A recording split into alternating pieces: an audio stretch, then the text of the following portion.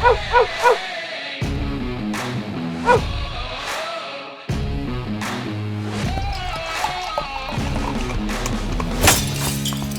to another edition of the Dogger Pass podcast. This is for UFC 294. Producer Megan is on the sticks. I'm Paul Shaughnessy. And Cody Saftic, hitter of a 336-1 PRP, is on the line. The haters, Cody, they're in shambles.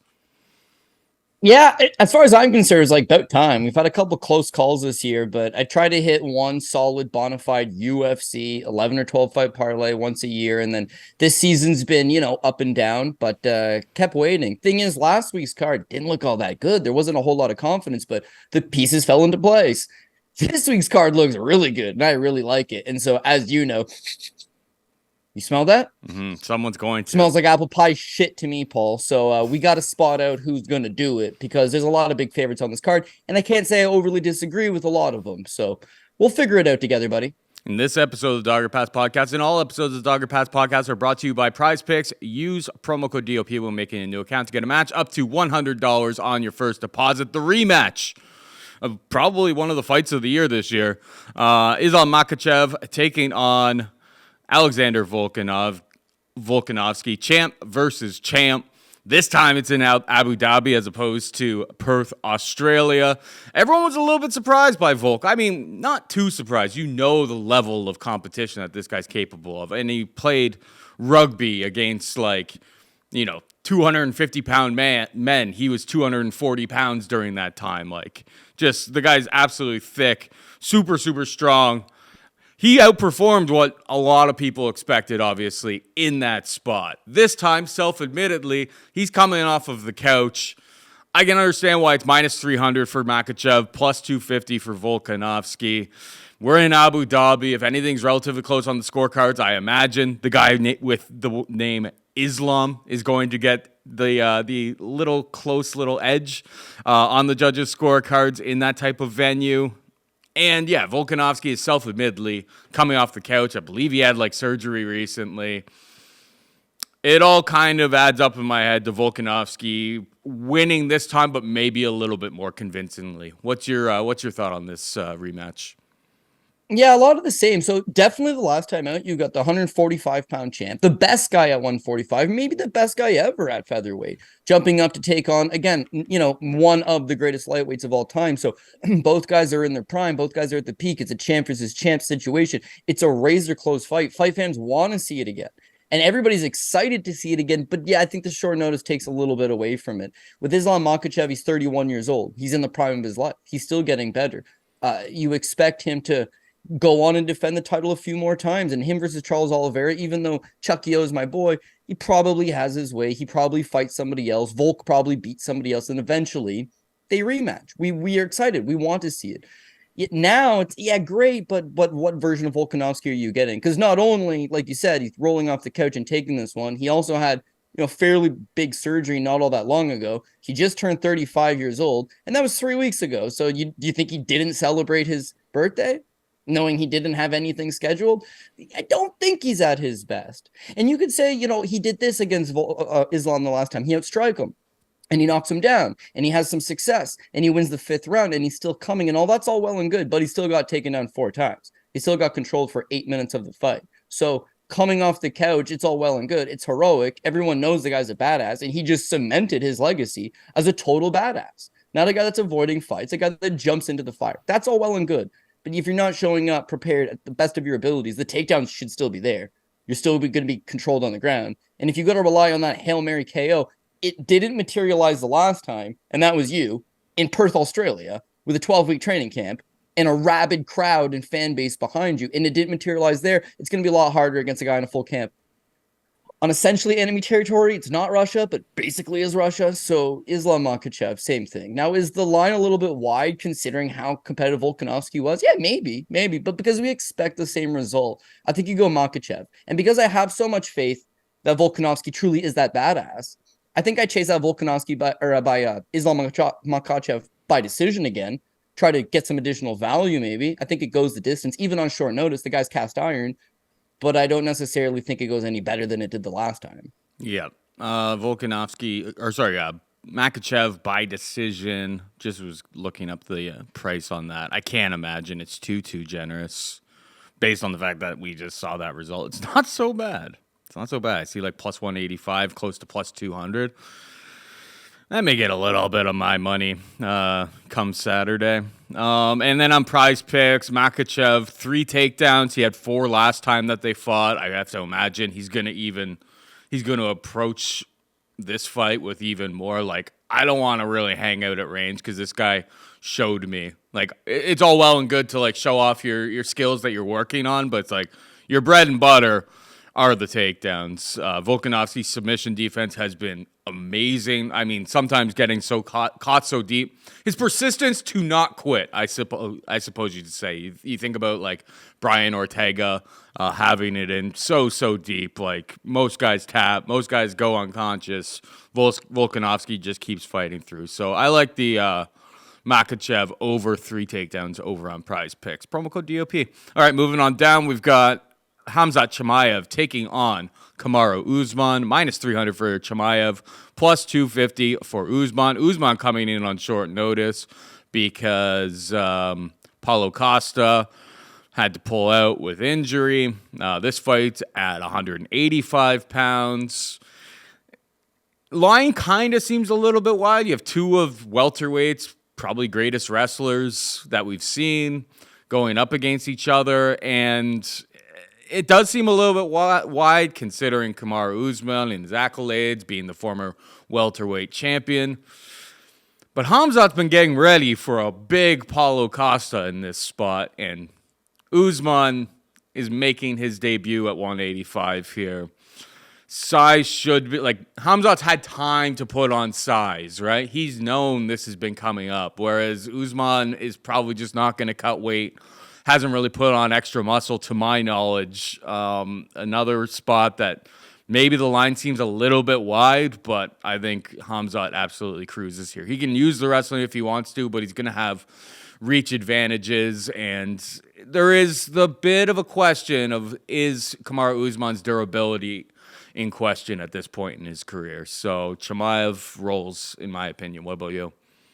Yeah, okay. So in some similarity to the main event, it's like I'm so pumped up for this fight. I'm so excited to see Usman at 185. But it's like without the full camp, it diminishes a little bit. But I'm actually going to disagree with you. I'm going to take Kamaru Usman. Ooh. First of all, no reach advantage going towards Khamzat Chimaev. It's a 76-inch versus 75-inch. Fair. So slight 1 inch towards the Nigerian nightmare, Kamaru Usman. But yeah, I think there's a lot to like here. First of all, you're getting one of the greatest welterweights of all time. He's got all that back class. He's on 2-fight losing streak. But if you go back to the first Leon Edwards fight, I suppose it's the second Leon Edwards fight, but 2 fights back for him, right? And he's winning the fight, right? The head kick in the 5th round knocks him out. That tarnishes everything. He has a good rematch with Leon Edwards in the UK. Tough fight. Close fight, loses, and all of a sudden we're ready to write him off. Like, I'm not so sure about that. Had he not gotten head kicked, they would have never even booked a Leon Edwards trilogy fight. It never happens. Like, that part of history never exists. No one's questioning him. So I do think his skills are still very good. He is still a very good striker. He's got a nasty jab on him. Very high-level guy. Spent time with, whether it be Clef FC, whether it be over with Trevor Whitman in Colorado. The guy's always at the highest level. He's got the wrestling. He's got that good stuff. Perfect. So as you mentioned, it's 2 welterweights fighting each other. He's not going up to middleweight and taking on some monster middleweight. He's going to middleweight and taking on a monster welterweight, a guy that also couldn't really make the weight anymore. So they're both in similar situations. But Khamzat Chimaev has done nothing to prove himself, Paul. This is a guy that looks like an absolute world beater. But how do you know? So he comes to the UFC and he smashes a bunch of subpar competition. He's taking on John Phillips. He's taking on Riz McKee. He's going to smash these guys, right? Gerald Mearshart, 17 seconds, smash. All good. Very low-level competition. The Gilbert Burns fight. Now, this one's the one that you obviously got to focus on because that's the first time he runs into anything that could be considered resistance. It's the first time he actually fights a guy that's actually decent. And for the record, Gilbert Burns is a former lightweight. He's a guy that was a big lightweight that had moved up to welterweight. He's 5'10" with a 71-inch reach. He was giving up 3 inches of height and 4 inches of reach, and he dog-walked him. And for the first time, you see Chimaev's wrestling is not super elite. This guy's not an Olympian. He's not some national champion. He's a guy that can take down guys who don't know how to wrestle. He's a fine wrestler. Don't get me wrong. I'm not meaning to sound like I'm shitting on him. The guy is an excellent wrestler. But where did he get God status? Where at what point was it like he can take down anybody? Because to me, what's going to happen here is that he's got excellent wrestling, and so does Kamaru Usman. Kamaru Usman has got very stout takedown defense. Go ahead and try to take him down. Not going to happen. So now you got to strike with him. Well, how good's his striking? He got battered around by Gilbert Burns. He was tooth and nail in a 3-round fight with Gilbert Burns. Not great. Not great. So now it moves on to my next point. Gilbert Burns had actually fought Kamaru Usman. They're buddies. They're training partners. Gilbert Burns had given Usman one hell of a first round. But as Gilbert's known to do, he's not a 3-round guy. And he's sure as shit not in a 5-round guy. So the longer the fight goes, he falls apart and he crumbles. And yet, he looked like a 3-round guy dog-walking Chimaev all over the place. So I think Usman's he's a level above. He conserves his energy. He finds his spots. He's going to jab away. He's going to find the mark. If he stops those takedowns and he forces Chimaev to strike, then he's in a favorable position. Is the chink in the armor that he's starting to get chinny? He got head kicked. A nasty head kick he never saw coming. And since then, yeah, he's getting older. Every fighter is going to break eventually. But if the narrative is that he's done, I will ride that narrative all day, because the 3 underdogs that we did manage to hit last week were all done fighters. Darren Elkins is cooked. Guy's 37 years old. He can't fight anymore. You know, Viviane Arroyo is 37 years old as well. She's on a 2-fight losing streak. She's no good. Edson Barbosa, he's 38 years old. How's he going to compete? So if we can get good plus money on the narrative that they're done, yeah, I'd have to see them be done. And in those 3 instances, not done. In Usman's instance, not done. And for Chimaev, since the Burns fight, he's fought one time. It was against a guy that took the fight on 6 hours notice, Kevin Holland. Huge debate about weight. Is the guy kidding? Is he taking it seriously? And there's another issue about him. He's got $1 million now, and he's kind of a playboy.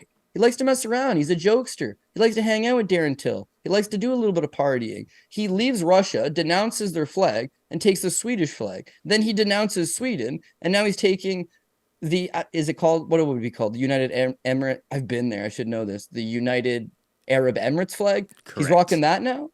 Yeah, so like where's the loyalty? Where's the allegiance? Canada's all immigrants. Do you think they just rock the Canadian flag? No. You rock your home country's flag. But he bounces. This guy's bouncing and he's having a good time and he's got a dope social media. But like, at what point did he beat all of the contenders and become the GOAT? Because this money line against Kamaru Usman, well, I would have to be sold that this guy's one of the greatest of all times. And we're not there yet. We might be. If he dices up Usman and goes on to beat a couple more guys, yeah, it's there. It's there, baby. But it's not there yet. So this money line to me just doesn't make sense. And for that, listen, it's a Dogger Pass podcast. I want to take a Dogger Pass. So give me Kamaru Usman. I'm really torn here, Cody, because I was thinking about offering you a 3-1 shoey bet. I would not. But then that. I don't. Oh, you mean you'll do 3 if Usman wins? Yeah, I'll take. I was considering it. But I don't like stepping in front of Cody Saftic picking plus 250 underdogs. So maybe. No, I'm not doing it, Megan. I'm sorry. I'm not falling for that trap. I'm a little bit scared. I won't be betting Chimaev, and I'm going to completely cower down and just move on to the next fight so that we can pretend that this never happened. Moving on down, we've got Magomed Ankalaev taking on Johnny Walker, minus 360 for Ankalaev, plus 280 for Johnny Walker. What's your take here, bud?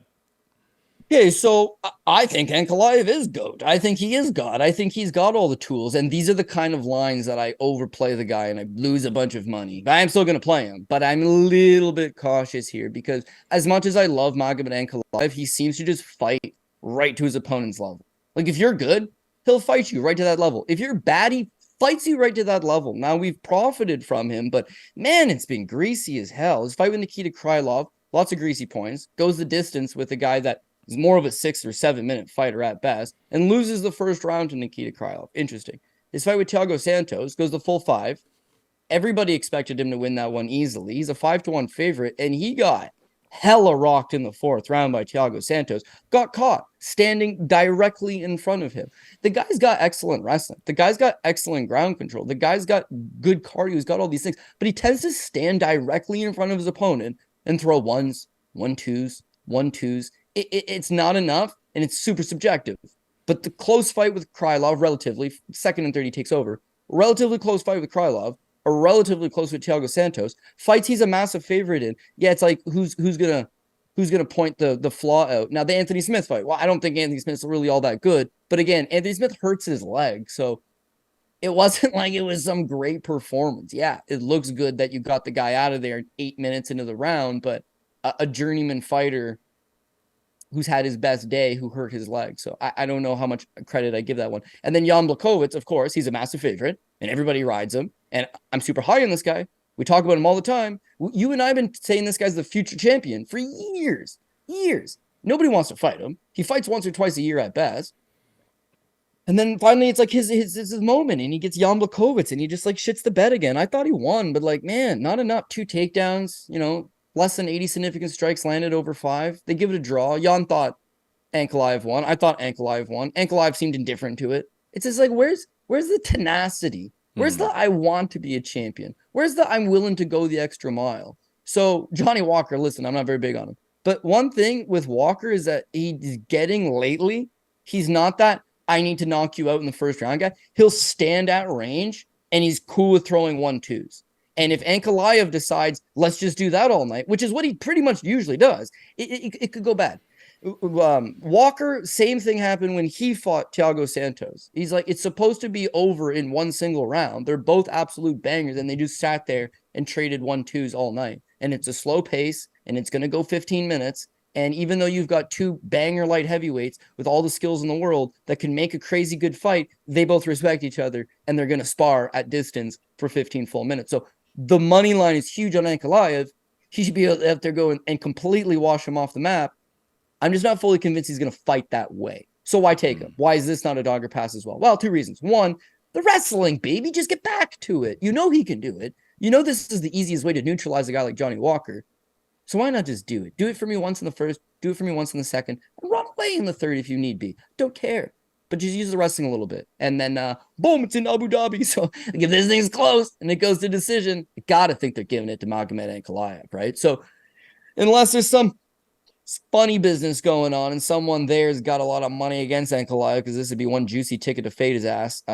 If it's just like a straight, fair, called fight, I think Ankalaev edges this out by scorecards if need be. If he catches him, great. But the way he's been fighting, I think he's fighting to win points decisions and not entertain the crowd. And I can't fault him for that. That's the way you should fight. But he's leaving these fights closer than they need to be. So that's why I don't love the money line, but he is still the pick. Yeah, I mean, I was on him, I believe, like inside the distance against Santos in that fight, and I was screaming at my TV. And I've been a very, very big time supporter of him the entire way, calling for him to be the champion of the division. And yeah, you kind of nailed it. It's like he fights to the level of his competition, and you don't know what he's gonna go. He doesn't necessarily take the path of least resistance, and that's what scares me here. Is like he's giving up 7 inches in the reach department. Johnny Walker, if they're hanging out at range, throwing 1-2s, like Walker's gonna land, and you're gonna whiff from that range. I think it's dogger pass just on the pure fact that I don't know Ankalaev is going to come right out of the gate and shoot for takedowns right out of the gate. Yeah, at this price, I mean, Walker inside the distance is like plus 425. Doesn't seem wild to me. Maybe it'll be a little sprinkle on my ticket, but something makes me a little bit nervous about it. Just like you play with your food too much and then eventually you get eaten. That could be, the demise of Ankalaev if he doesn't stick to his game plan. And I have no faith that he's going to stick to his game plan just because he's done it time and time again now. Maybe we just overrate his wrestling. That is definitely a possibility, that he's not as dominant of a wrestler as some of the other Dagestani fighters that we know and love. I don't know. But yeah, at this price, I think it's pretty clear dogger pass. Moving on down, we've got Ikram Aliskerov taking on Warlley Alves, minus 600 for Ikram, plus 425 for Warlley. Who you got?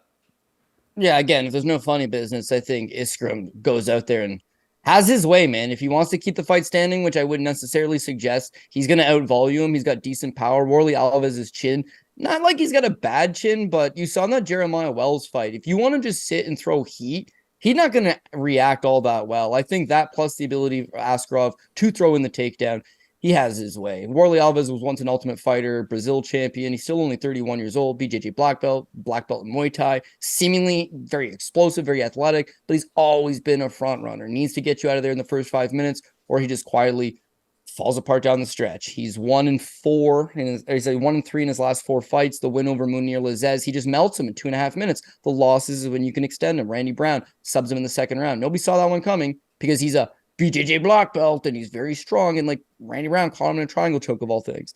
The Jeremiah Wells fight, as I mentioned, Wells just bum rushes him in the first and then bum rushes him in the second. They're both getting tired. Wells just wants it more than Alves. And that's kind of the knock on him, is like when the going gets tough, the tough get going, and he almost never gets going, which ultimately means he's just not that tough. Last fight, of course, Nicholas Dalby.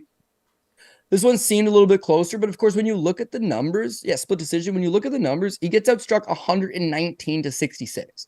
He got the one takedown. The volume isn't there because if he throws tons of volume, he's going to gas out. So what he needs to do is throw a smaller portion size of power shots and hope to get you out of there. But against Aliskerov, maybe one of them lands and he gets him out of there. If he does not, and I'm trending towards he does not, it's not going to go good. Aliskerov, put it this way, right? Everybody thinks Chimaev is GOAT. And he beat Aliskerov. He knocked him out 2.5 minutes, uppercut to the face. Okay, that's the fight to make. Aliskerov wants the rematch. He wants to fight him. They're both scheduled on the same card. Both of their opponents get hurt last minute. And Chimaev's like, no. Because nobody knows who this guy is. He's rugged. He's tough. He's 31 years old. He really wants this. I would rather fight Kamaru Usman, who's super high profile, former champion, better payday. If I lose, no big deal. He's a former champion. I'll be back. Like, that's the fight that you want. The fact that guys don't want to fight him, I understand it. They recognize the same thing I recognize. He's a legitimate talent. Doesn't have much of a name yet, so most people are going to look to avoid him. But in Warlley Alves' case, he's on a 2-fight losing streak. The UFC hasn't booked him. You got to jump at these opportunities to maybe go out there and do something. And he's replacing Nasruddin Imavov, who's a lot better than he is. So the bottom line is, I'm getting an Ikram Aliskerov who got ready for a better fighter. He's got a full camp. Now he's getting Warlley Alves short notice. Alves doesn't have a great gas tank to begin with. He's on a 2-fight losing streak. He's 1-3 over his last 4. The writing's on the wall for him. He's going to come out here and look to bang. That's it. Again, if that doesn't materialize in the first 3 minutes, it's Ikram all day, right? So that's got to be the play. Minus 600. You never feel comfortable with those, but yeah, he's the chosen favorite. I can't disagree with it. The only one little problem I'm having with it is he's top ticket material, and the price tag certainly suggests that. But like when I bet top ticket guys, and I know their opponent is only going to come out and swing hams for 3.5 minutes to maybe 5 minutes, your butt cheeks will be clenched up. But as soon as that bell goes for the first, or as soon as Ikram Aliskerov gets that first takedown and ends up on top, sigh of relief, because that's when we're going to be in the driver's seat. Yeah. No, I don't really have too much to add to that, to be perfectly honest. Alves giving up a lot of size, moving up to 185 on short notice here. 3 inches in the reach department, but it's a time and time again. We've seen this guy really, he can go the full distance if he's taking on somebody with like basically no finishing ability. The Dalby fight, obviously, last time out. It's just like somebody with a little bit more tenacity, a little bit more power in their strikes. You can get him out of there. Like, he's looking for the door. He slows down considerably. Maybe the not having to cut will help him out a little bit in the gas tank department, but he's giving up a ton of strength to the natural middleweight and Ikram Aliskerov here. So Aliskerov is the pick, but I mean, at the number and what is available even on the props, it just doesn't feel like something I'm going to get to on my betting card this week. Moving on down, we got Saeed Nurmagomedov taking on Muin Gafurov. Minus 205 for Saeed, plus 175 for Gafurov. What's your take here? Yeah, I like Saeed. I like Saeed quite a bit. So again, here's no actual relation to Khabib Nurmagomedov, but he's rocking that last name, buddy, and he's trying to do them proud to the best of his abilities. But he's a pretty solid fighter, man. He's been continuously getting better. He has little wrinkles to his game. He's somebody that can make in-fight changes and change the game plan and, adapt on the fly. And that's what I liked about him, because that's a high ring IQ fighter. And that's a talented fighter. His fight against Cody Stamann, he catches him in the guillotine choke. Stamann, known for his durability, but again, catches on that little shot. the Douglas D'Andrade fight. That one's kind of a little bit greasier. He's taking on a big old Brazilian powerhouse, but made the adjustments, uses speed, striking. For a guy that can wrestle, he's got some nasty striking too. He'll throw a lot of diverse different strikes, spinning back kicks, a lot of spinning techniques, throws the kicks, throws a nice left hand as well. So I like that he's able to blend it all together. That Said Kakramanov fight, right? This is where I start to kind of have some faith in him. Kakramanov throws him all over the place in the first round. He got taken out 5 times in the first round, and it looked like Kakramanov was just going to have his way with him. In the second round, he adjusts that he's going to throw, and he's going to shoot in, and I'm going to snatch up the guillotine choke. Snatches up the guillotine choke. So he's moving up the ladder. The last fight, Jonathan Martinez. So we just saw Jonathan Martinez. He was part of the 11-fight banger this weekend. He did his job. He's a very talented individual and a very excellent striker. What you see in that fight is Said Nurmagomedov takes him down 3 times, and he outstruck him 47-38, plus 2 submission attempts, plus 5 minutes of control time, and he lost a unanimous decision. People online wildly thought that Said got robbed in that fight. It was a close fight, but you're seeing a guy that can compete with some of the best guys of the division. That's what I fully expect him out of him. Muin Gafurov, he's more of a just got lucky, because he starts not just got lucky, sorry. He's on the Contender Series against Chad Anheliger, right? Mm-hmm. He's got all the advantages over Chad Anheliger. The Canadian guy's 36 years old, right? He started off his pro career 1-5. He's not expected to do much, and he's a 5-1 underdog against Muin Gafurov, who takes him down a bunch in the first round. He gets those early takedowns. He's a strong guy. Tajikistan fighter, very, very strong. Gets those early. Then all of a sudden, he falls apart. He's one and done with the striking, tries to club you with the big overhand. He can't get any takedowns down the stretch, and he ends up getting outstruck 47-31 with the 1 knockdown. So even though we got 5 takedowns, he landed 31 significant strikes, flat out gassed out, and got beat out by a 36-year-old Canadian journeyman. So that doesn't scream good times. Wins a few on the regional scene, strong guy, physical guy, and then they bring him in against John Castaneda.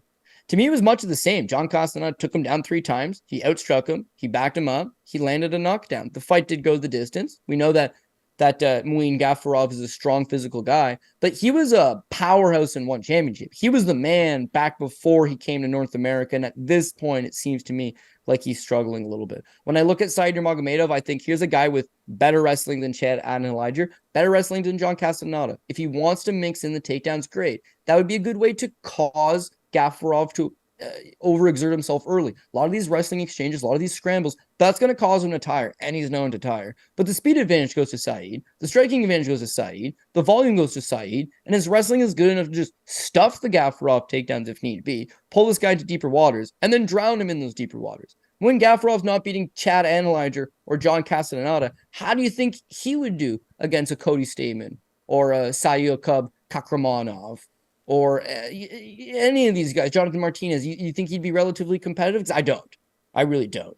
And this is a better price tag than a lot of these other big favorites. So he's somebody I'm probably going to key in on this week. Gafurov's super, super tough to finish. I don't really have too much to add on to your breakdown there, but I think Said by decision is how I would approach this one. Said does have like a little bit of like tricky, jiu-jitsu skills, has caught some like decent little submissions and stuff like that. But Gafurov has historically been very, very difficult to finish. I think the takedowns 100% will be there for Said. He's a little tricky one sometimes with the takedowns. Obviously, the Kakramanov fight, you learned real early in that fight who was the better wrestler, and it persisted throughout the rest of the fight. So, I mean, I guess we'll probably find out in the first little exchange there, but I'm expecting Said Nurmagomedov to be the better wrestler on top of being a lot faster. The biggest problem with Gafurov is just, the volume's just never really there. He got 5 takedowns in that in those losses, or that loss to Anheliger. He had 5 takedowns, and I mean, you're getting 5 takedowns and you're still not able to sway the judges on the scorecards. It's a pretty tough look against a low level of competition. So, yeah, Said by decision plus 230 is out there. May get a look from me this week. We got Mohammad Mokaev taking on Tim Elliott. Mokaev is a minus 430 favorite. Elliott can be had for plus 330. Who you got here, buddy?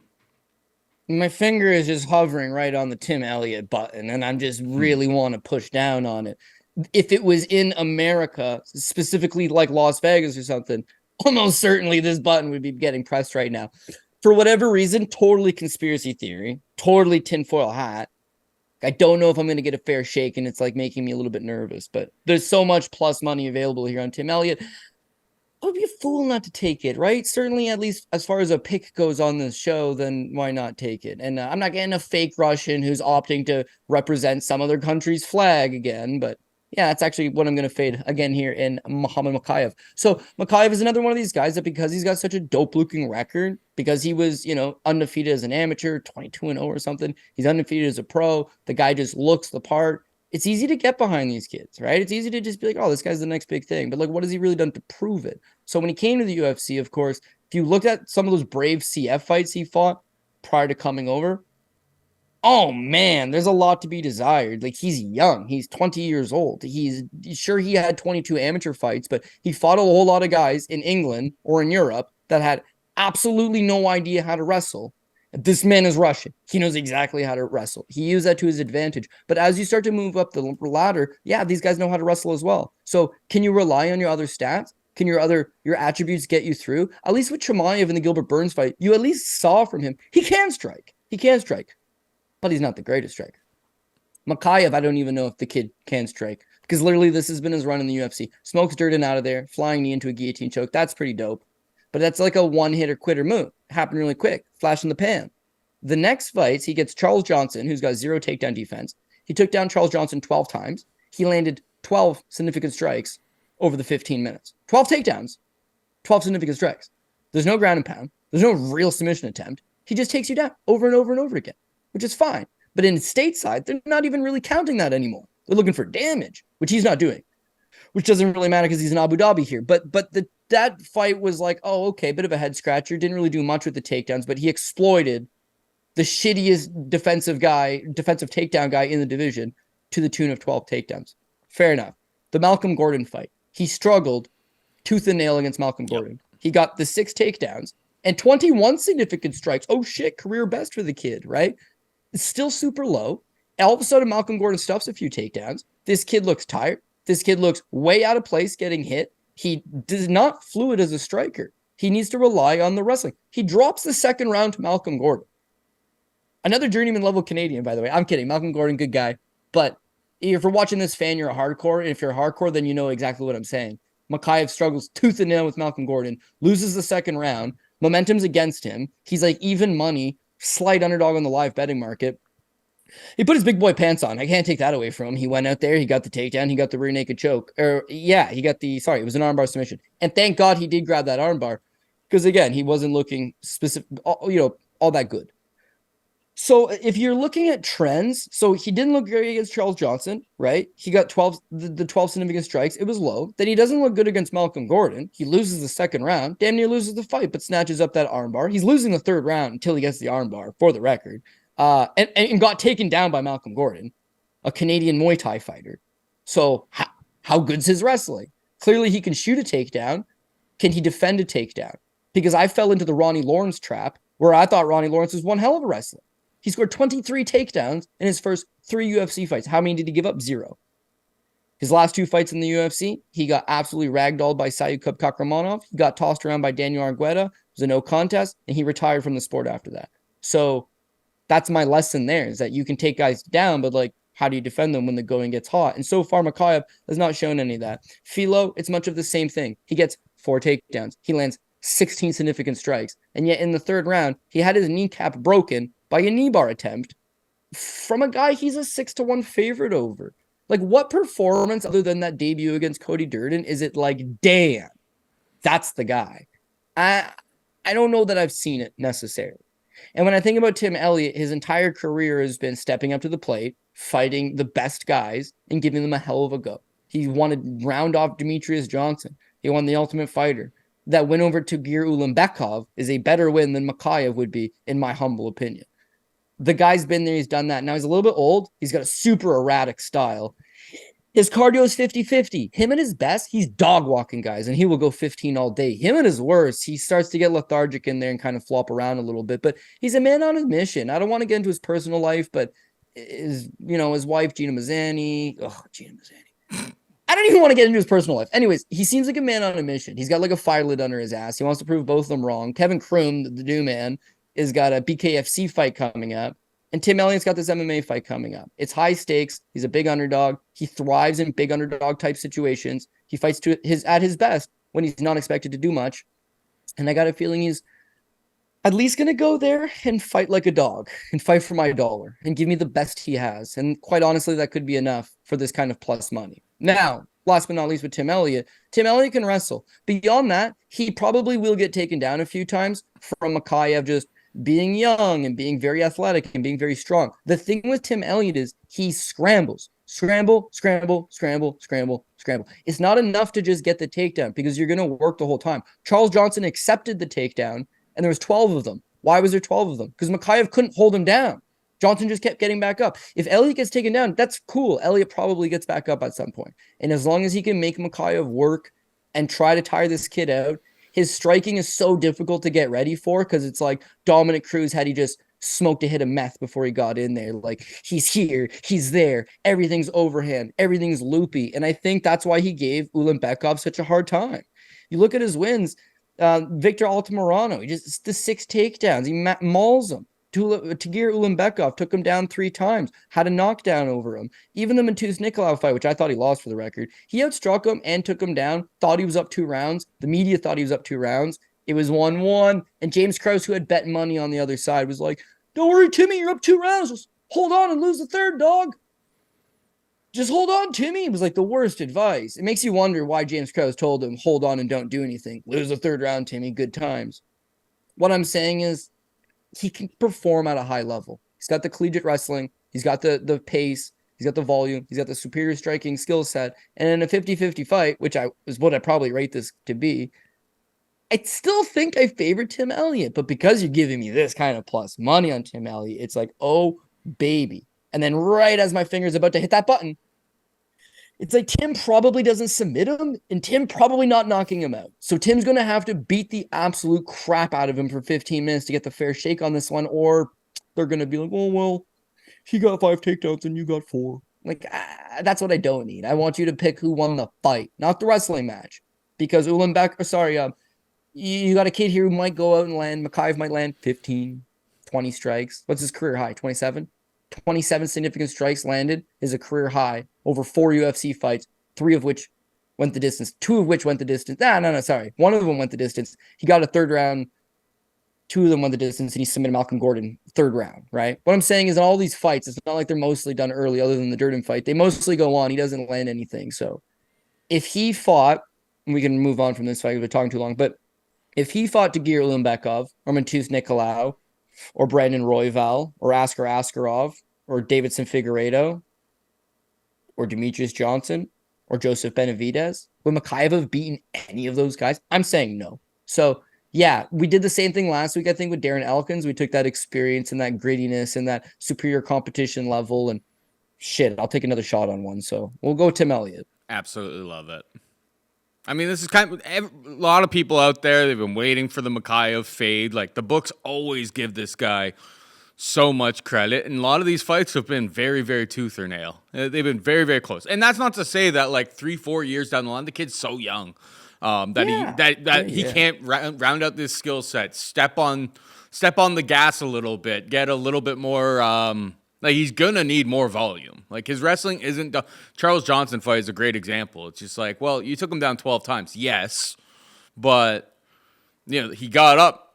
That means that he got up 11, right? Like, you have to factor that in. It's just like the work... He's definitely a work in progress on the feet. The lines on him are just absurd every single week. This was like minus 600 yesterday, so... Somebody obviously, somebody with some influence touted it, and some money came in on Elliott. But like, if you shop around, you're gonna find better than the plus 330 that we outlined on the show here. Another little idea I had when you were talking about, we're in Abu Dhabi. There could be some greasiness. They usually bring the same judges, but who knows? Yeah, a little bit of money could be exchanged for some services. I'm not saying, but I'm saying. So Sometimes some books have like that split decision prop, like not that you have to pick a side. You just say the fight ends by split decision. And those are like usually pretty wide. They'll be like 6, 7, 8-1 props. Like I could see that being kind of good. It's like even though Tim, wins probably outright, lands better strikes, gets up, mixes in some takedowns, and like the wrestling ends up being relatively close between the two of them, but we get greased. You could kind of see like, Mokaev by split decision in a fight that he probably wasn't supposed to win. And that type of prop would cover you on that front as well. But I'll be adding Elliott by split. I'll see what the price is available to me when I get it.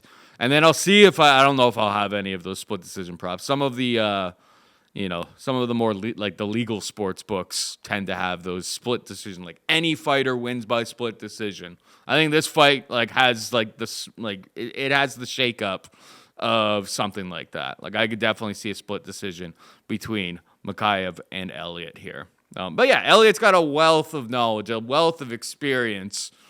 And we've seen holes in Mokaev's game, and they're lining him like he's a sure thing. So this is the biggest step up of his career. He better be ready because Tim will be. Like Tim already fought Tagir Ulanbekov, and we saw kind of what I think this fight will kind of play out as. But he was able to land 79 significant strikes in that. It's like Mokaev hasn't shown us that he's capable of landing the 90 significant strikes that Mokaev landed and still lost that fight. So, yeah, man on a mission. War Tim, and we're all rooting for him after, his personal life, what happened there. Absolute shambles. Happy Kevin Kroom doesn't have a job inside the promotion. Moving on down, we've got Trevor Peek taking on Muhammad Yahya. Minus 160 for Cody's boy, Trevor Peek. Plus 140 for Muhammad Yahya. It's Trevor Peek fight week, Cody. Who you got here? Seems like some money just came in on Peek. Like, he was like minus 130 yesterday. People are in on Peek.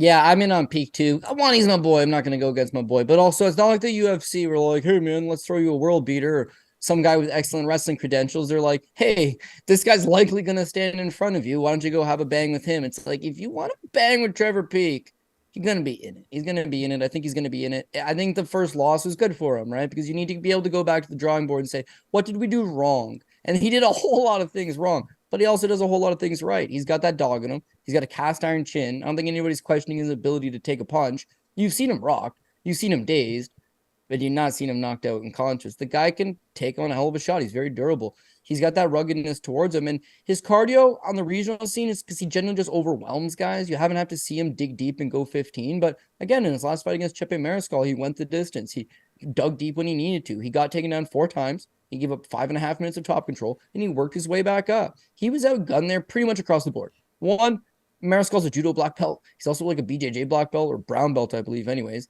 He's got the sharper technique. He's got the better cardio because he trains at Colorado. And he's the chief training partner for Justin Gaethje. So being tough and rugged and coming forward, that's something he deals with all the time. Those are not great fights for Trevor Peek. Even though it was a banger and it was a fun fight, technically not the best fights for him. But here's the thing. Chepe Mariscal shows one win or one loss by knockout. And if you watch that loss by knockout, it's a super early stoppage. So what I'm getting at is this guy got one hell of a chin and he took the bombs.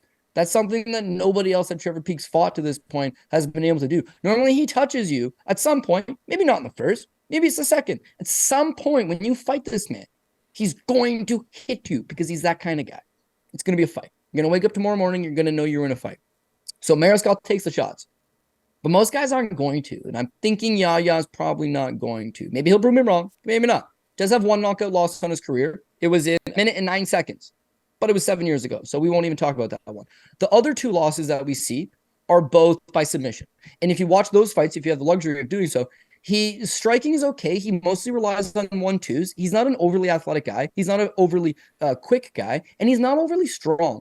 He is somewhat technical, especially for the region in which he's competing. But as soon as he gets taken down, he's pretty much lost. So I'm not worried about him coming out here and using some great grappling skill set to take down Trevor Peek. He's not comfortable as a grappler. What he likes to do is he likes to strike. Now, I had booked his last opponent, Suil Tahiri, a few times.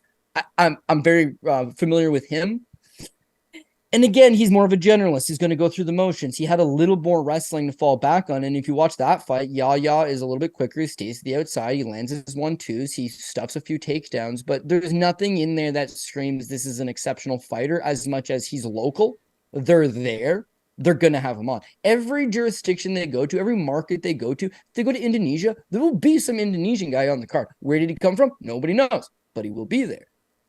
Yahya's on a bit of a winning streak, but nothing in those performances suggests this is a premier quality martial artist. He's 29 years old, so he's not some young prospect. He's simply, it's the United Arab Emirates. They're in the UAE. He's a UAE fighter. You're going to put him on the card. So why be worried? Smell that, judges? This thing's not going to the judges, so I don't got to worry about that. I honestly think he comes in, he tries to play it cool. He plays the 1-2, he stays at the outside. His jab's working. He's hitting Trevor Peek. He's feeling good. Trevor's trying to get his rhythm going. Trevor's trying to cut off the ring. It's a big cage, so this Yahya's going to have a whole lot of room to work with. But at some point, backpedaling is going to get tiring some. At some point, he's going to need to throw that 1 and follow it up with that 2. And the second he tries to engage with them, Peek's going to put hands on his ass, put him away. So I also think Trevor Peek could take him down. The thing is I don't think Trevor Peek has got great top control yet. So like, even though he can get takedowns, they're mostly muscle and the guy's probably going to get back up. So don't exert your energy, save your energy and just blow up on him with these 6-punch combinations of yours, hammer fists from every angle, left hooks, right hooks, shuffle uppercuts. He puts that kind of beating on a guy. He'll be okay. And of course, Trevor Peek's teammate, Torrance Finney, just got totally robbed, sickeningly robbed of a contract on Contender Series. But really good things going down at their team in Gogi over in Tennessee. These guys are legit. They take it very, very, very seriously. Very professional group of guys. And yeah, he's got Torrance Finney working in with him in the gym on the daily. His cardio is going to get better. As I said, I think that loss will be good for him in retrospective. And the UFC's done a fairly good job of just giving him a one-dimensional guy who's going to stand in front of him. It doesn't got a ton of power. Doesn't have a plan B grappling to fall back on. Is not Chepe Mariscal is the bottom line. Probably gets folded to something at some point. So I think you go Trevor Peek. And to me, it would be fairly astonishing if Trevor Peek was to win a decision just because the way he fights, possible, but I'm thinking it's probably going to be an under 2.5, maybe an under 1.5, definitely a fight doesn't see round 3 kind of situation. And Trevor Peek just lands on him at some point and puts him away. Yeah, the under you one might be able to get a better live betting opportunity if you have in-round live betting. So maybe the first 2 minutes of the fight, Yahya's landing the jab and he's moving. And it's like, oh, Trevor Peek, here we go again. But like the fight will divulge into a scrap at some point, and I want Trevor Peek in the scrap. Yeah, the under 1.5 is basically a pick 'em. I like that. Peek by KO around plus 120. It's obviously early in the week. There aren't too many props open for that, but I like that. Official prediction is Peek by running hammer fists. He'll just be running forward, just throwing hammers like he is wont to do. I don't think... How do you prepare for Trevor Peek? He's just going to bring a certain... And I was on Mariscal, and you were pretty tilted, frankly, on this show. You were very angry at me, and you were getting... But it really came down to, like, the one knockout loss on Mariscal's record. I went back, watched that fight, and it was a horrible stoppage. I was just like, this guy can take damage. He's in... training with guys like Justin Gaethje on the daily. It's like, what type of, that's a perfect kind of, a little bit more organized chaos training partner. But it's like, I think he's going to be ready for what Trevor Peek brings to the party here. And he was. But, yeah, the UFC knows that they've got like a fan favorite here with Trevor Peek. This seems like a decent little bounce back opportunity. So I'm not surprised that it went from minus 130 to minus 160. I don't expect it to go too far. He obviously is still a work in progress, but yeah, Peek. It's Trevor Peek fight week, baby. Peek by KO. Let's go. Moving on down, we got Javid Basharat taking on Victor Henry. Minus 560 for Basharat, plus 410 for Henry. Who you got here? Yeah, so this is a very interesting fight. I'm huge on both Basharat brothers, so I'm going to ride them for the foreseeable future. And again, Javid Basharat is going to be the play here. But Victor Henry presents a whole lot of problems. First and foremost, the guy can wrestle, man. He's got some pretty solid wrestling. He comes from the CSW camp over in California. Josh Barnett, bunch of catch-can wrestlers. The guy's fairly good. Shows 79% takedown defense in the UFC. And interestingly enough, everybody has taken him down. But Raoni Barcelo, 7-time member of the national Brazilian wrestling team, took him down 1 on 7 attempts.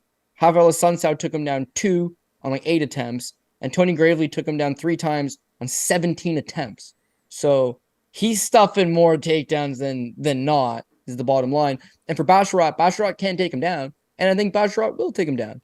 But I don't know if Basharat's just going to stick to a wrestling heavy game plan like that and shoot 10 takedowns. I think he'll probably use his striking, try to bait him forward, try to get him to overexert himself or open himself up, and then shoot the takedown. Once he gets under the ground, I think he'll have some success. I think his grappling is very strong, very good on top. Of course, Jake Shields working with them in Las Vegas, and it's very high in the kid's grappling. So am I.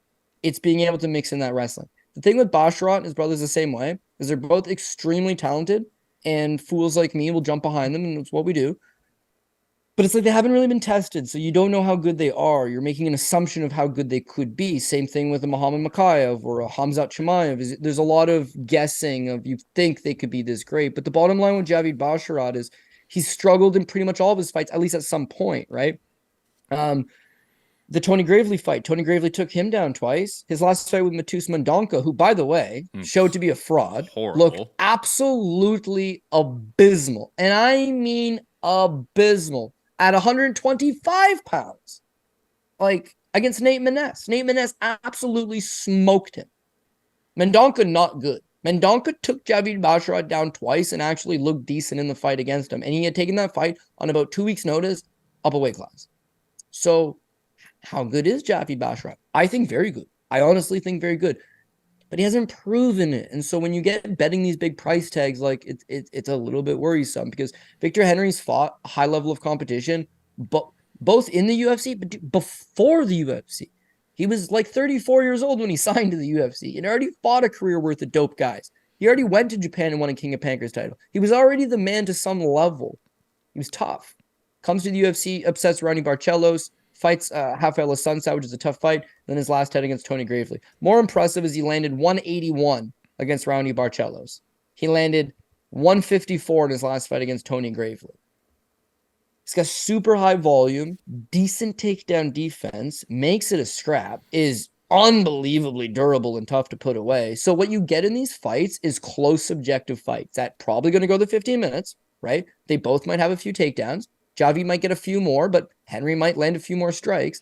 And in Las Vegas, if they're going with damage over positional ground strikes, I don't know, man. It's dicey. Even over there, it's dicey. And I don't think anybody's the hometown guy. I don't think anybody's getting some wonky lean, but I don't want to bet this kind of price tag, knowing the fight will be a lot closer than what this, is perceived to be, is the bottom line. So, Basharat, because I think he's a little bit cleaner, a little bit faster, and I think the mixing in of the takedown will ultimately do it.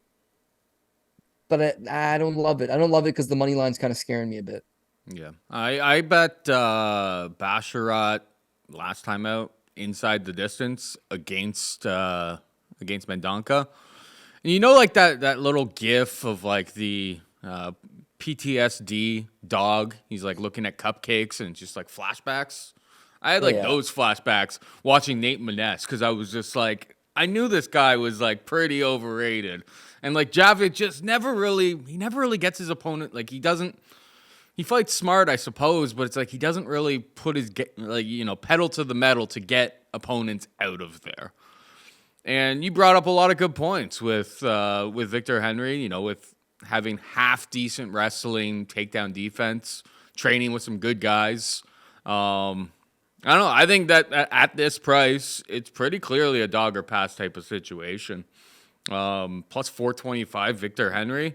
I mean, the guy put up 151 or 150 significant strikes, over 150 significant strikes twice already in the UFC. 154 against Tony Gravely, 181 against Ronnie Barcelos. Barcelos was supposed to come in there and utilize his wrestling to make that fight a lot easier on himself. He wasn't really able to do it. It's like when people have been able to take him down, they haven't been able to like really hold him down for sustained periods of time. I don't know. I think this fight becomes a little bit more difficult than this line suggests. I think it's a very, very clear dog or pass. So Victor Henry will be my pick here. Moving on down, this one makes me sick. We got Sedriques Dumas taking on Abu Azaitar, minus 230 for Sedriques Dumas, plus 200 for Azaitar. What are your thoughts here, Cody? Because I have some, but I'll let you go first. Yeah, I honestly don't have any like real strong lean, and I do want to retape this one again just to make sure you know you're getting yourself into. But like, yeah, outside of some shady ass decision, and I don't honestly think it's even going to go the 15 minutes, but I just think Cedric Dumas is doing more with where he's at. I think the guy is very much Cedric Dumbass. We call him that pretty much every time. He's got a very checkered personal life, which again I'm not going to get into, but doesn't seem like my kind of guy. But in terms of like the fighting, yeah, he's very long. He's a pretty athletic guy. He's young and he's green and he's making a ton of mistakes. But if a guy like that was to train, a guy like that was to like surround himself with some decent people, he's actually going to get decent. And I think that's what he's doing. I want to give him the benefit of the doubt that he's cleaned his life up and he's trying to make best use of his second chance. But winning the Contender Series and everyone loves the guy. Guillotine choke, 47 seconds. He's everyone's baby. That fight with Josh Frem, he's a fraud. The guy can't wrestle. He's got no get-up game. His striking is non-existent. He tires out. He gets choked out in the second round. It's literally like not one single thing in that fight went right for him. And then it's his post-fight comments, which were like, I don't mind this guy, fight-wise. He's like, man, Josh Frem knows I beat him 9 out of 10 times. Like, bro, you just lost pretty much every exchange in this fight. You got taken down. You got out grappled. Like, he beat you pillar to post. In what world do you win that fight 9 out of 10 times? But that's fake confidence, but it's still confidence. He believes. He believes Paul Shaughnessy. And shit, that's good enough for me. So the Cody Brundage fight, yeah, to me, it's much of the same. It's like, I think he's getting a little bit better. He's getting a little bit better. He's been working on his wrestling as he had gotten taken down by Josh Frem, and Cody Brundage also take him down. But Brundage is one of these guys that's not landing much with it. He just got the takedowns, held on to him. Dumas got up. Dumas didn't really land much either because they're clinched up, and it was a really bad fight. Don't get me wrong, it's a bad fight. But like, Brundage has got some collegiate wrestling. Brundage has got half a dozen fights in the UFC. Brundage has fought a bunch of guys better than Dumas, and yet Dumas looked vastly better from the Frem fight to this one. So I think he's still only like 28, 29 years old. There are some improvements coming here. Very athletic, capable of putting things together. It's just up to him how far he's going to take it. Minus 220 as a price tag? Nah, you don't like it because the guy's not very intelligent and he's a work in progress. It's like there's a whole bunch of holes in his game, which he's trying to fix up and he's trying to shore up, but there's still problems. Abu Azaitar, he's got a lot of money. He's friends with a lot of people who have a lot of money. Probably doesn't really need to fight. Does it because he wants to. And the UFC tries to match him up accordingly. They try to give him up winnable fights. This is most certainly a winnable fight. The thing is that he's 36 years old. He fights once a year at best. He's had a pile of injuries. He's coming off a loss almost 3 years ago. Yeah. And he got outstruck 141 to 108. Got knocked out with 4 seconds left in the fight. And I watched that fight and I had money on Azaitar because I'm like, all he needs to do is get to decision and they won't rob him. There's a lot of powerful people. He just needs to get to decision and he'll be fine. And like, he's running on fumes, Paul. The first round, he's got a big of a clubbing right hand. He's a very strong physical guy, has some judo, has some de-scrappling. Taking him down, difficult, especially in that first round. Him taking you down again, he'll muscle it, but he's a physically strong guy. The longer the fights take place, the cardio is not there. And because he's not fighting multiple times a year, because he's probably not in the gym full time, because he's 36 years old, 37 years old, the cardio is not catching up. So Barrio just made it a dogfight. And to Azaitar's credit, he landed 108 significant strikes, but it took its toll on him. He gassed out. In gassing out, he starts to take a licking. And with 4 seconds left, he can't even last to get to decision. Best they could have done for him is a draw, because it was a 10-8 third round. At least that's where it was trending. So to take 3 years off after that, more injuries, more time off, a little bit older. Now the UFC's coming to Abu Dhabi. It makes sense to have Azaitar on the card. If he wants to compete, if he's contacted them, this is the card. Definitely, hey, get ready for this one. So no doubt, I think he'll be in okay shape. I just don't know what okay shape for him in 2023 really entails anymore. So with Dumas not good. And again, Azaitar probably can take him down. My worry there is that if Azaitar comes in with a wrestling game plan, he's going to gas out. He's going to take him down in the first. He's going to try to hold on position. The second round, he'll start to tire. He'll whiff on a takedown or two. Dumas will land some shots. In the third round, he's running on fumes again. Dumas takes over. The second thing is, if he does not intend on wrestling, he could go out there and land some volume on Dumas, but he's fighting a younger, faster, sharper, more athletic guy that could just stay to the outside and pick him off at range. So Azaitar's a live underdog, but it would be purely speculative. Like, what do you really know about what he's up to? What do you really know about how he can perform in a second and a third round? It's more so, he's not even at home, but like he's gonna have some support and he's got a lot of money, and then that's about it. There's not a whole lot going his way. I like him, and I've enjoyed him in the past.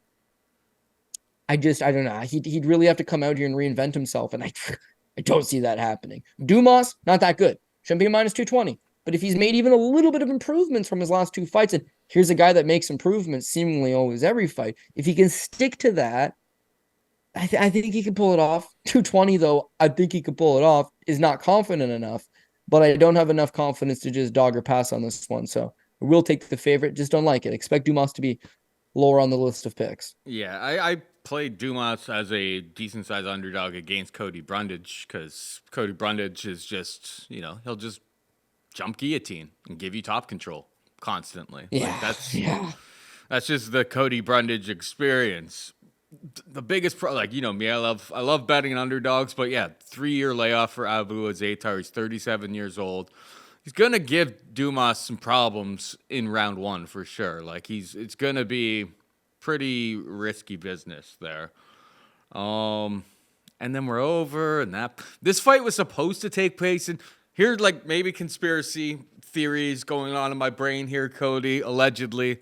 But like this fight was supposed to take place in Vegas.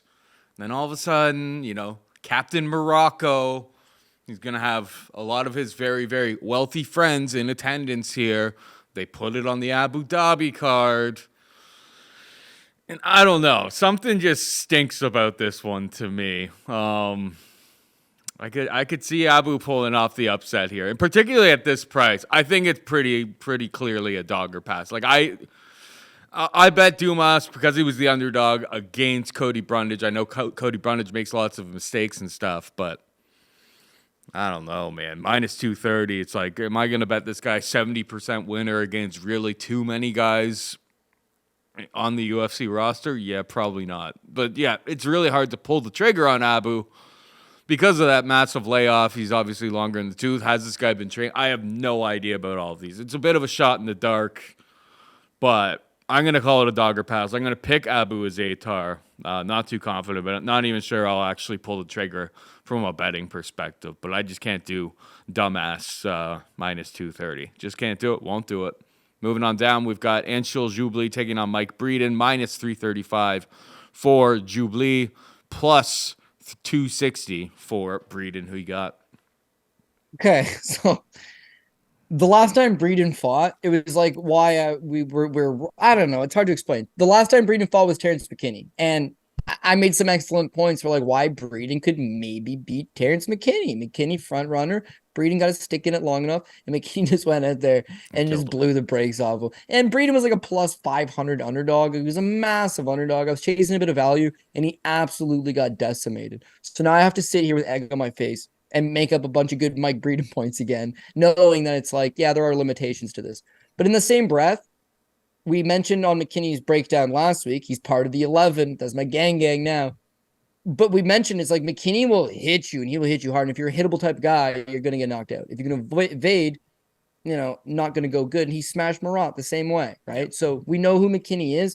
Breeden was just unable to avoid the shots. That's fine. So why would we possibly take Mike Breeden again? A couple reasons. One, massive price tag. Two, this one's a lot about perspective, right? And what one guy looks really, really bad, and one guy somehow looks really good. But the guy that looks really good is actually, in fact, really bad. And the guy who looks really bad is, in fact, pretty bad, but not really bad. They're both bad. And this money line just doesn't make any sense. So let's talk about Jubli for starter. I think he's the first fighter ever from India to make it to the UFC's roster. He's no wins that should have gotten him on the UFC roster. Simply, there was a Road to UFC tournament. So this guy joins the Road to UFC tournament where he takes on Chung Po Kim in the first round of said tournament.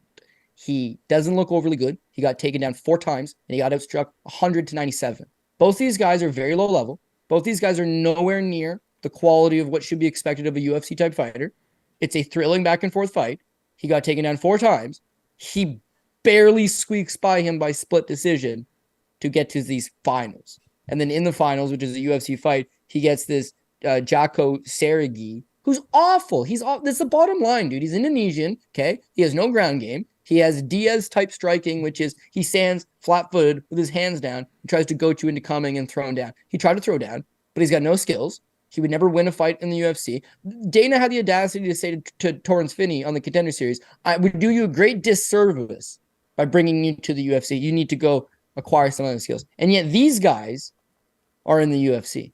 Yeah, shocking to me. Shocking to me. So he beats Jericho, and really not that good of a performance. You may say, oh, he's a wrestler. He got 2 takedowns, but he'd given up 4 in the fight before. Not a wrestler, not a striker, not all that athletic, 29 years old. I don't think he's all that good, is the bottom line. I don't think he's all that good. But he's undefeated, and he's 1-0 in the UFC. I'll tell you something. Breeden's losses on the Contender Series, it was Anthony Romero. In the UFC, it's Alex Hernandez, Natan Levy, and Terrence McKinney. Which one of those guys do you think Jubli wins one exchange over, wins one round over, gets out of one round against? None. 0. Nil. Nada. So it's easy to say Breeden has a shitty-looking record and loses all the time because he's fighting really good guys. If he fights Jubilee's guys, he's probably undefeated. If Jubli fights his guys, he's probably winless. You know what I'm saying? There's a level there. And then it's like, well, he's getting smoked by those guys. Okay, well, the Romero fight, he loses the first 2 rounds. He hurts his leg in the second round, and yet he marches forward, shows some heart, shows some grit, lands 60 significant strikes, wins the 3rd round. The Alexander Hernandez fight, he gets washed out of there. The Natan Levy fight, he got taken down 9 times. Scrambles, gets back up, makes him work. Outlands Natan Levy 104-92 and mixed in 3 takedowns of his own in that fight. Natan Levy is... Do you want to compare Natan Levy's wrestling to Jubilee's wrestling? There's nothing to compare there. Natan Levy is a far in a better way wrestler, far and better way.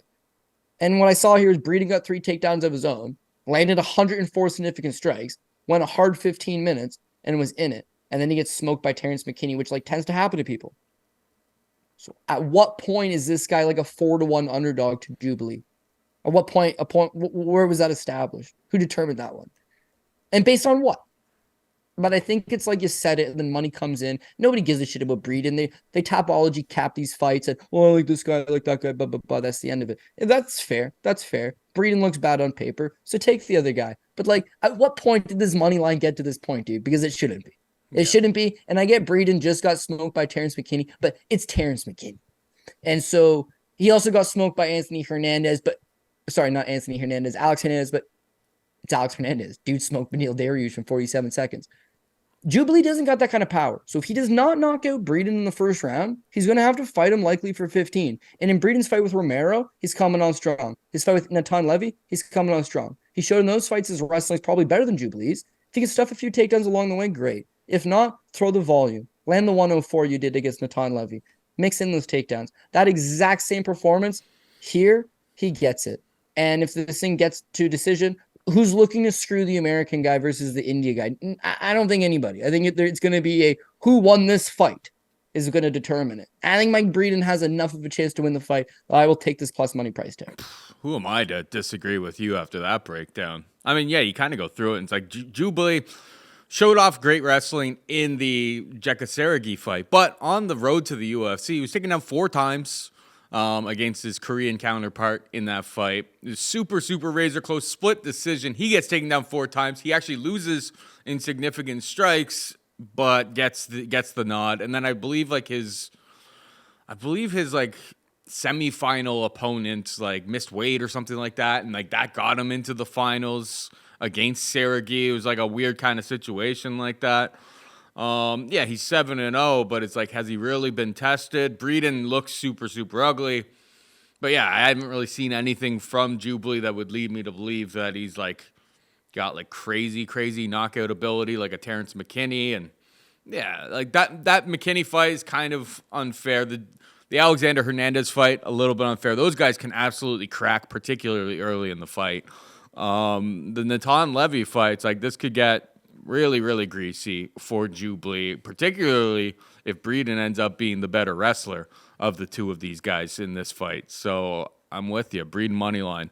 I mean, your PRP is going to pay I mean, you may actually put all of the books out of business if you hit it this week, buddy. You're starting to add some plus 260 underdogs to it. Yeah. The favorites are big ass favorites, but huge, the underdogs are big underdogs. And again, who is going to shit in the apple pie this week? If I had Jubli on, what is he?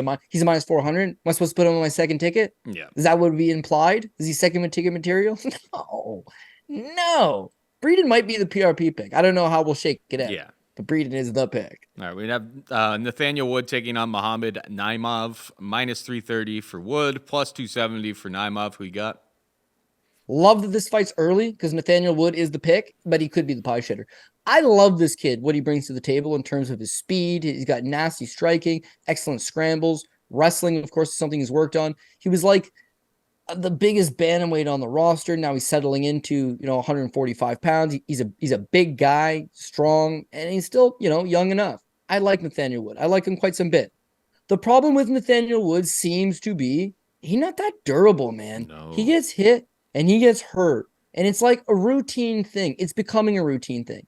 Now, the blame at 35 was this guy's cutting like a scary amount of weight to get to 135. So it's a little bit understood that if he gets hit, brain doesn't have that same level of hydration, he could get knocked out. It's understood, right? But him at 45, it's like the guy's hit harder. It's a problem. You're, trying to avoid something by moving up a weight class, but you run into an entirely different set of issues and problems. And that's kind of the thing with Nathaniel Wood is that like he gets hit, he gets hurt. So everyone remembers the Dodson fight, knocked out 16 seconds into the third round. But it's that last fight with Andre Fili, whereas like Fili's regarded as kind of a light puncher. He's not a big knockout guy. He doesn't have a ton of wins by knockout. He generally likes to set up that right hand with the jab. It's kind of 1-2, 1-2. He'll throw a high kick, something like that could land and do some damage. But in terms of him rocking you, cold cocking you with one shot and hurting you, it's not really his expertise. And yet against Nathaniel Wood, who had a tremendous amount of money on it, it was the greasiest fight, Paul, because even though he's outworking Andre Fili and he's landing 1, 2, 3 at a time, the Fili shots are heavier. The Fili shots are doing more damage, and it's a close fight. It's a very close fight. I felt like Nathaniel Wood dug deep in the third round and pulled it out, but there's no doubt about it that he gets rocked bad in the first round, dropped in the first round, and rocked again bad in the second round. Now, that was his first fight up the weight class. All of a sudden, you're not fighting Casey Kinney. You can't walk through 123 significant strikes. Charles Rosa landed 51 significant strikes. Charles Jourdain, 86. And for the record, Charles Jourdain rocked him a bunch of times, but he relied on the wrestling. The wrestling's been able to get him out of harm's way because even though he's a fine striker, and he is an excellent striker, defensively, he's not great, but it's the chin. It's like the ones that get through seem to do a ton of damage. So a lot of times what you're noticing now is like a guy might be winning 3 minutes of the round, 3.5 minutes of the round, but like late in the round, that one shot kind of causes him to stiffen up a little bit, or that one shot seems to have the impact. And even though you're landing superior volume, you'll end up losing the round. And I feel like Nathaniel Wood, he's going to run into one or two problems. Either he's going to get cold cocked and get knocked out, or he's going to get cocked and all that good work is going to be erased from the round because the more meaningful shot was delivered by the opponent. So when I think about Mohammad Naimov, I think Nathaniel Wood's got this guy beat pretty well across the map. He's faster than him. He's a better wrestler than him. He's got better striking than him. He's got better volume than him. He beats this guy wherever need be. This guy lost to Colin Anglin on the Contender Series. Mm-hmm. You got a computer in front of you. Go ahead and click on Colin Anglin for a second. Let me know what the hell he's been up to. Tell you what happened. Got a contract, went to the UFC, lost all of his fights in the UFC, got cut, went to the regional scene, and lost all of his fights in the regional scene. He was not good. He was never good. And yet, that one bit of success that Colin Anglin had was when he went out there and beat him. And it's crazy to me. Naimov, not good. So then Naimov gets Jamie Malarkey, and he's a 4-1 underdog, and everyone's expecting him to lose, myself included. Don't think he's that good. But he's from Tajikistan, and they are very, very physically strong. Him and Muin Gafurov, same thing. If he plants that right hand on your head, it's going to be a problem. And Jamie Malarkey, similar to Nathaniel Wood, in that he's actually fairly skilled. He's far more skilled than Naimov, but he doesn't have a great chin. And as soon as he detonated one, he just crumpled him. So I'm picking Nathaniel Wood. I'm expecting Nathaniel Wood to go out there and outclass this man. He's faster than him. He's a better striker. Mixes in the wrestling. But that Jamie Malarkey fight is definitely in the back of my mind because Malarkey, just like Wood, his durability is not great. He relies on being gritty and fighting these guys and going a hard 15 minutes, but his body doesn't necessarily respond with it. And with Nathaniel Wood going up the weight class, like Naimov's going to be a physically strong guy. So the pick is Wood, but yeah, I'm a little bit worried. And again, I'm glad that it's early because if my tickets were to get burnt up, I probably would rebuild. I'm hoping I don't have to. I'm just hoping that Wood gets the job done and we can just cruise past this one. But durability is always a question, right? You like to bank on those guys can take a shot or two because it's a fist fight. They may be required to take a shot or two. And I think Nathaniel Wood can, but it better not be the right one or two because Naimov's got a lot of power and Nathaniel Wood leaves a little to be desired. So Wood's the pick. Just don't love it for the kind of money line you're getting. Yeah, Wood's he's the pick for me. I think the best bet on the board in this fight, though, is Naimov by KO, which is like plus 600.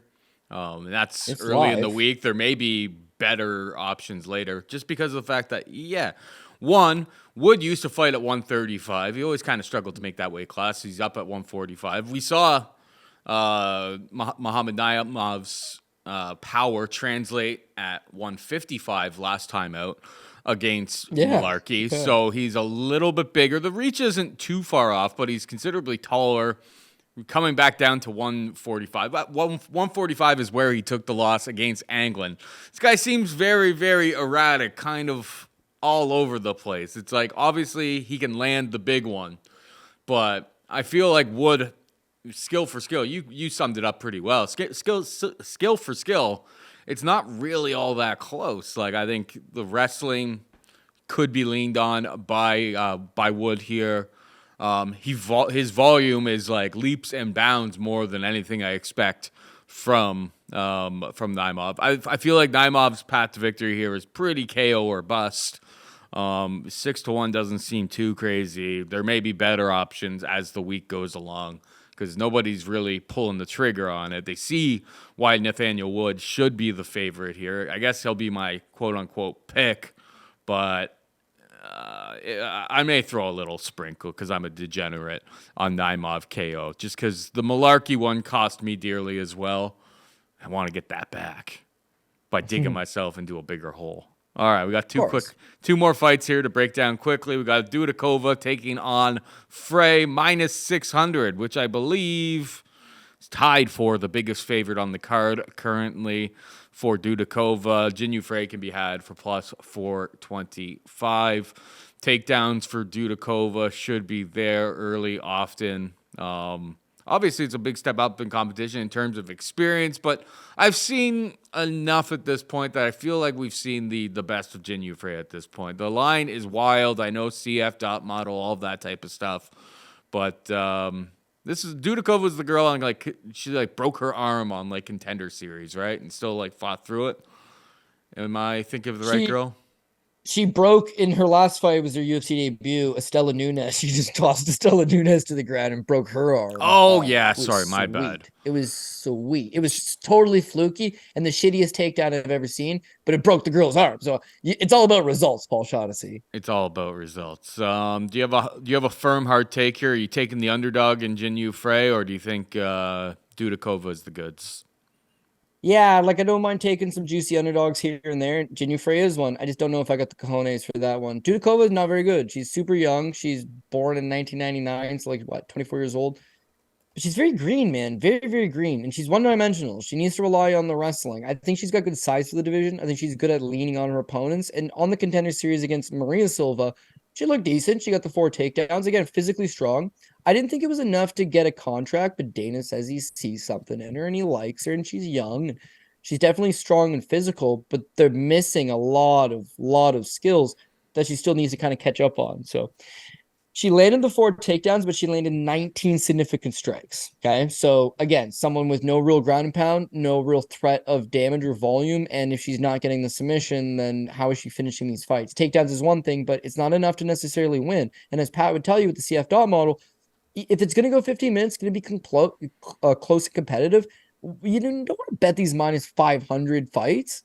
It's going to be close and competitive, right?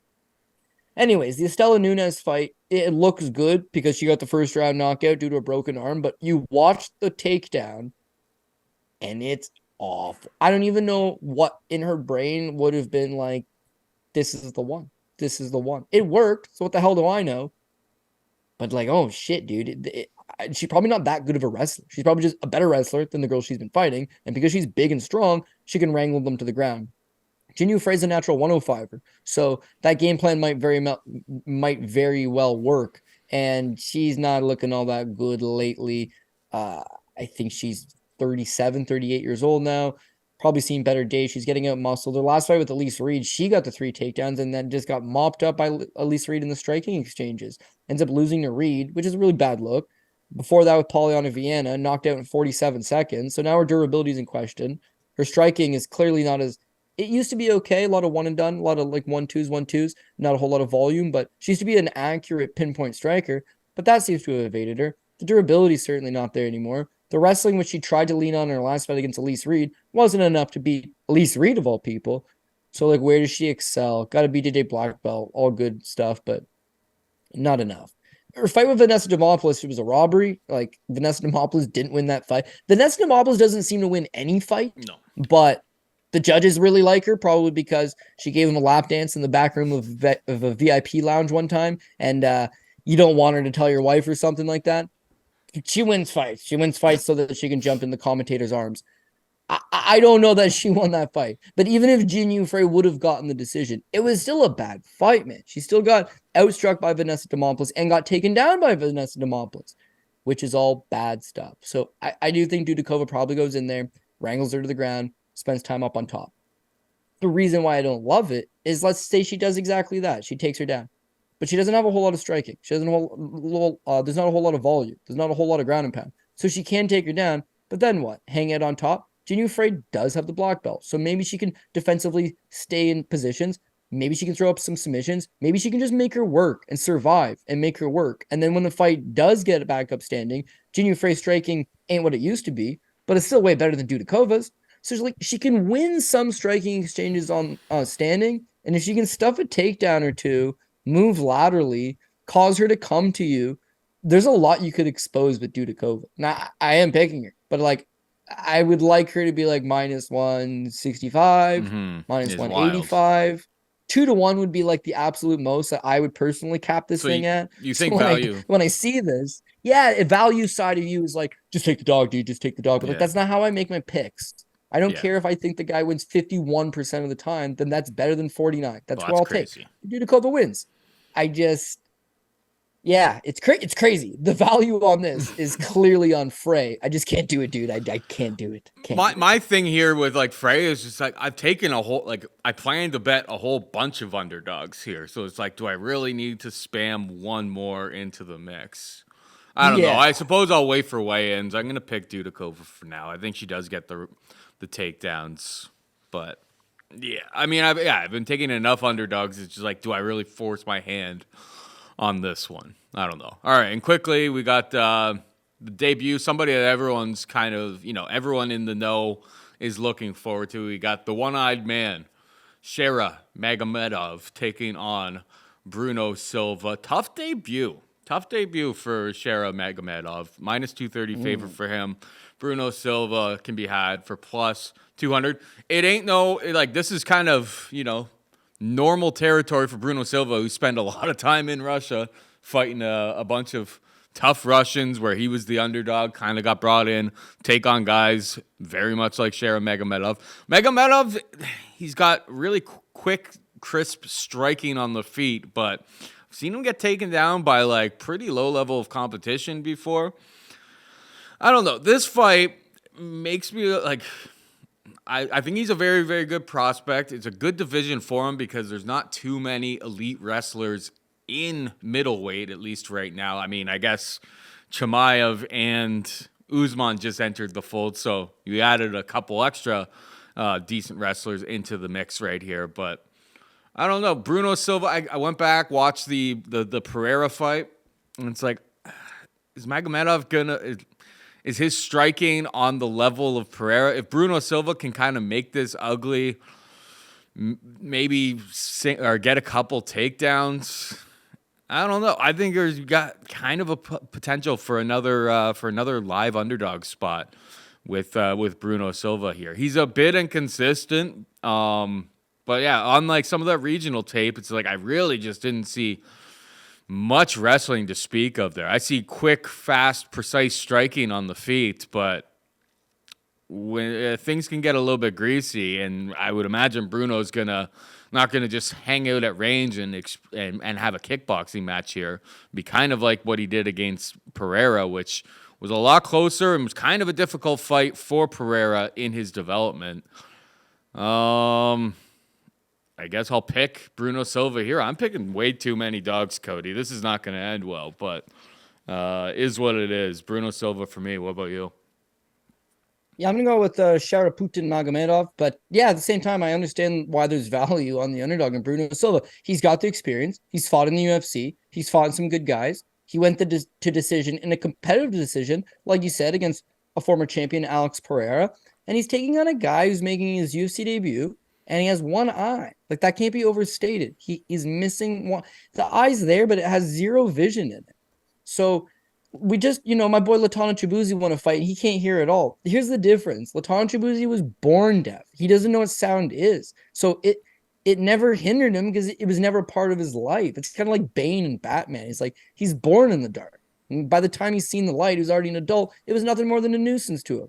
Magomedov had both eyes. He lost his eye in 2019 in a training accident in Thailand, where similar to Mike Winklejohn, who you'll see Mike Winklejohn's got a messed up eye, it's like you catch a toe and it slices the eyeball. He had 8 major surgeries. He retired from the sport, took 2 full years off.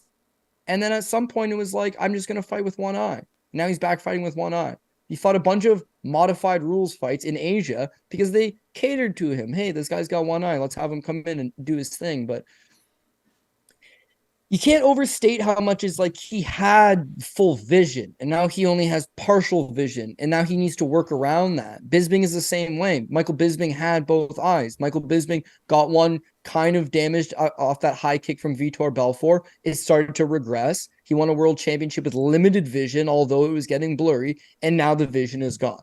That's what happens. It starts out, you can see some things, some shades, a little bit, then it's gone. And then the depth's gone. And I'm sure you guys have heard, wow, we got a lot of new fans nowadays. I'm sure you guys heard me say the Michael Bisping story, right? He's shooting Triple X in Toronto because it was the remake, piece of crap remake. Conor McGregor was supposed to be in it. Conor McGregor did something else and like pulled out. And so they were just like, oh, we need a European UFC star. Bam, Bisping's the guy. Shooting takes place in Toronto. He spends like 3 weeks in Toronto. Neil Forrester and all them, they're all buddies with him. So it's like, let's go with Michael Bisping. Michael Bisping is smoking a cig outside of a nightclub and he spits off the side right onto some chick's back. And everyone's like, dude, why would you do that? He didn't even see the girl there. There's no depth perception. The eye's not there. You can move, right? You can see if you were to turn your head, but it's not there. Now, this guy with limited vision, almost no vision at that point, ended up knocking out Luke Rockhold and winning a world title after that. Only fought twice more after. I think he fought Dan Henderson, fought GSP. That was the end of his career. So the writing's on the wall. Magomedov, he's 29 years old. His career is actually just getting back going. So how do you adjust to that? And now you're going to tell me he's a 2.5 to 1 favorite or Bruno Silva, who, as you mentioned, has wins over multiple Russians, fought in Russia almost exclusively for almost 3 years, has got a massive reach, got like good frame, not super tall, but like, again, throws just massive hammers. And you're not going to see those hammers coming from one side. I would be very tempted, Paul. Very tempted. So I'm if you got value on that one, I'm not discrediting it. But I like Sharon Magomedov. I believe there's something in him. And so you called him the one-eye man, but I call him the one-eye samurai.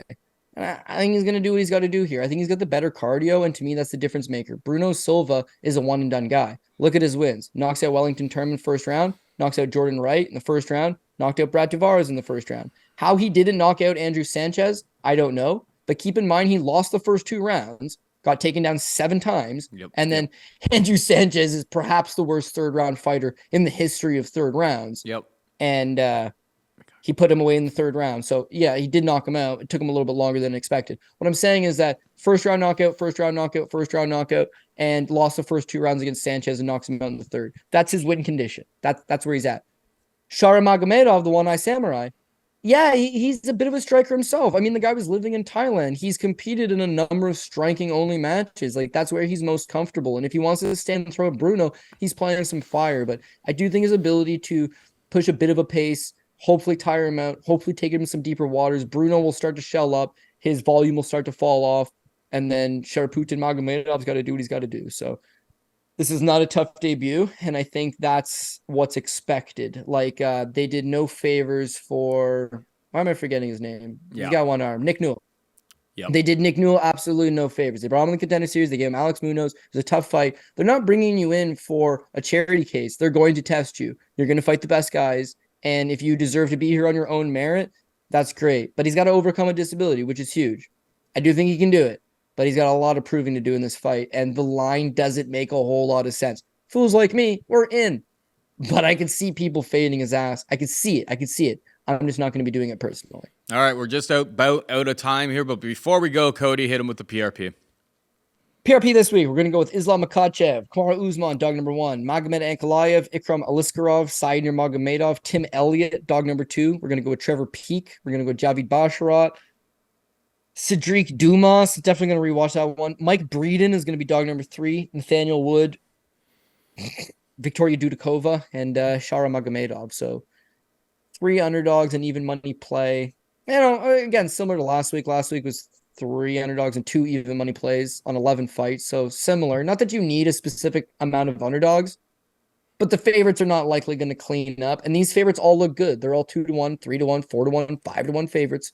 Who's going to shit in the apple pie? Hopefully the 3 dogs that we're going with will come and spoil the party for those other guys. But hitting a PRP, dude, you know how it is. It's 338-1. So like hitting it consecutively, which strangely enough, we actually have done.